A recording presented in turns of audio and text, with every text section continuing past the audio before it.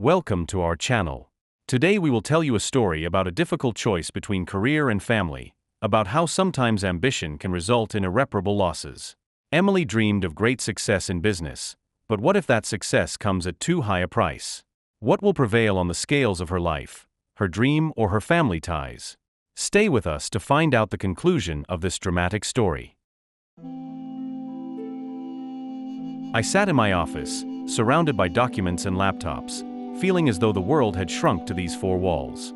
Time passed, and I couldn't remember the last time I had truly rested. My entire existence had been reduced to business. It was my dream, my goal, my purpose. I worked non-stop, losing track of time, and finally, my efforts began to pay off. The project I had bet everything on was slowly but surely gaining momentum. I had to keep working. This was my chance. At that moment, the phone rang. I glanced at the screen. Mom. With a sigh, I picked up. Emily, dear, we have such news. Sarah has flown in from Europe. We're all gathered at the house, and you absolutely must come. We haven't seen each other in months. My mother's voice sounded warm, but there was a quiet plea in it. Sarah, my younger sister. She was always the parents' favorite, successful, confident, always there when needed. And I was always somewhere out there, behind a veil of work and ambition. Trying to build my life, I had lost touch with my family. Mom, I have a lot of work. I'm not sure I'll be able to make it. Maybe another time. The words flew out automatically, but something pricked inside. Guilt? Yes, maybe. Emily, please. We so rarely get to see each other all together. Your father misses you, and we want you to spend at least one day with us. One day. One day without work. It seemed almost impossible, but something inside me cracked. I felt a wave of exhaustion from endless hours of work wash over me. Maybe I really should take a break, if only for a day. Okay, I sighed deeply, feeling a hint of uncertainty in my voice. I'll come tomorrow. Mom was delighted, thanked me, and we said goodbye. I was left in the quiet of the office, staring at the laptop screen. Instead of relief, I was filled with anxiety. The next morning, I got ready and hit the road.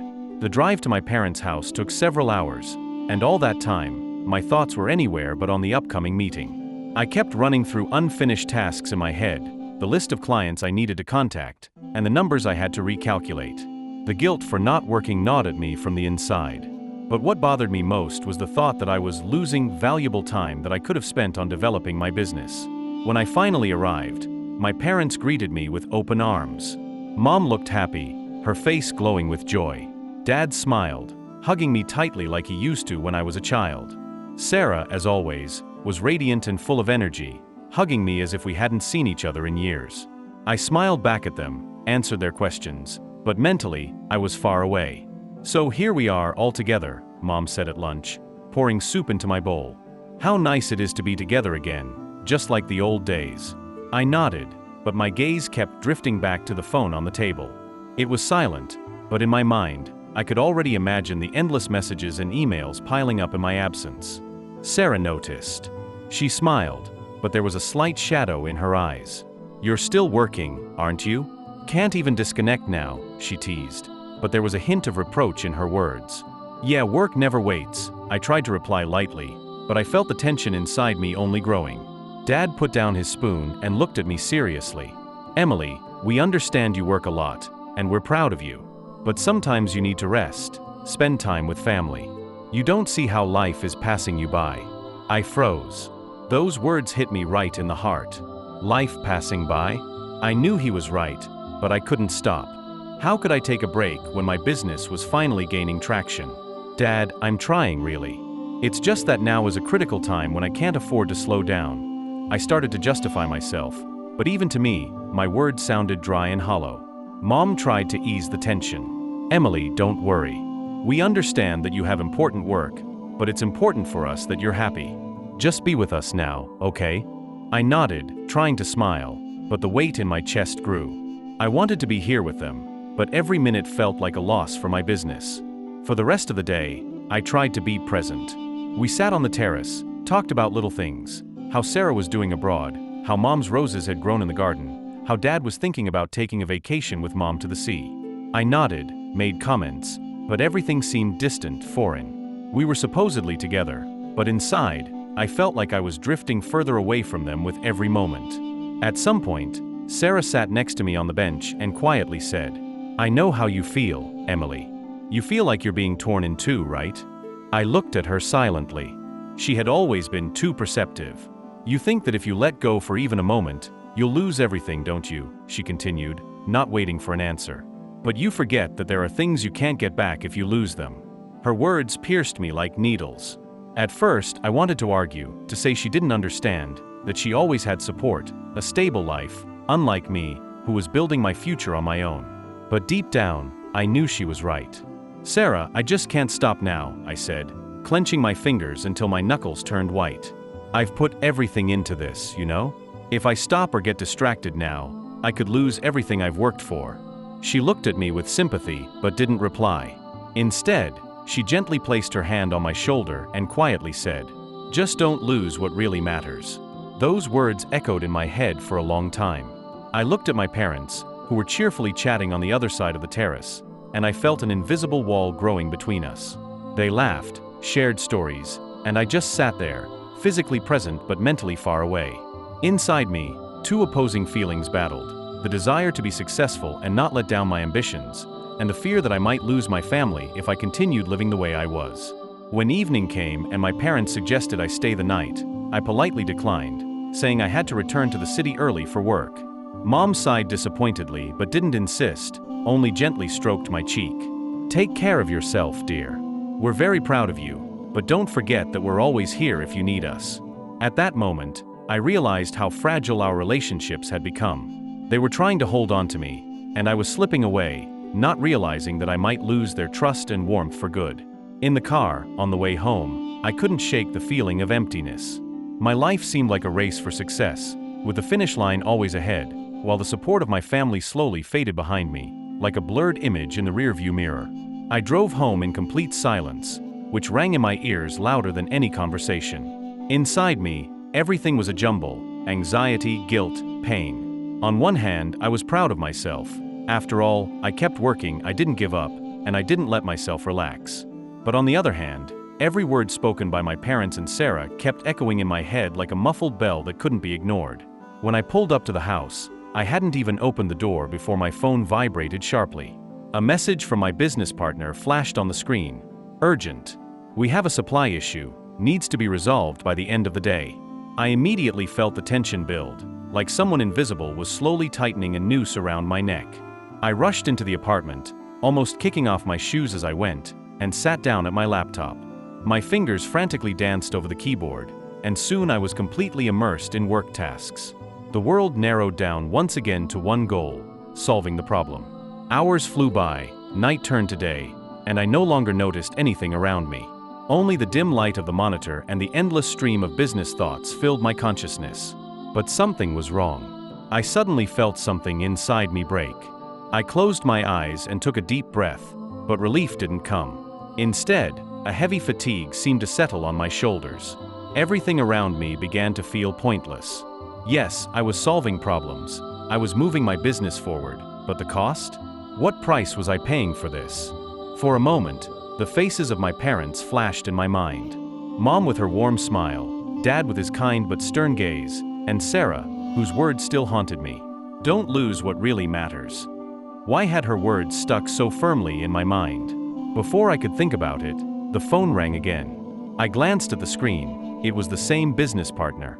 Once again, my heart clenched. I knew I needed to answer, keep solving problems, but something inside me screamed to stop. For the first time in a long time, I couldn't make a choice. The phone kept ringing, and I stared at it as if hypnotized. Finally, I pressed the answer button. The voice on the other end was sharp and insistent. "Emily, where are you?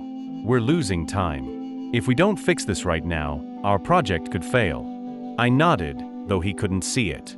I automatically replied, "Yes, I'm here. I'm already working on it." But my voice sounded like an echo. Inside, I felt empty. I turned off the phone, closed the laptop, and just sat in the darkness of my apartment. For the first time in a long time, I felt like the race I had been so desperately chasing was turning into nothing. Endless hours of work, sleepless nights, the sacrifices I had made, It all now seemed distant and unreal. I sat there in that silence, feeling the heavy weight of guilt slowly wash over me. I hadn't just left my family behind, I had left myself behind. The next few days passed in a haze. I threw myself into work with renewed energy, trying to drown out the inner voice that continued to torment me from within. Every time I started thinking about my family, remembering the conversation with Sarah or Mom, I returned to my tasks to keep those thoughts from breaking through. Work matters were my only salvation, the only anchor keeping me afloat. But the guilt grew stronger despite my efforts. One evening, I finished work late into the night, and the oppressive silence filled the apartment once again. I sat at my desk, staring at the bright screen of the laptop when a message from Mom popped up. "We miss you. How are you? Is everything okay?"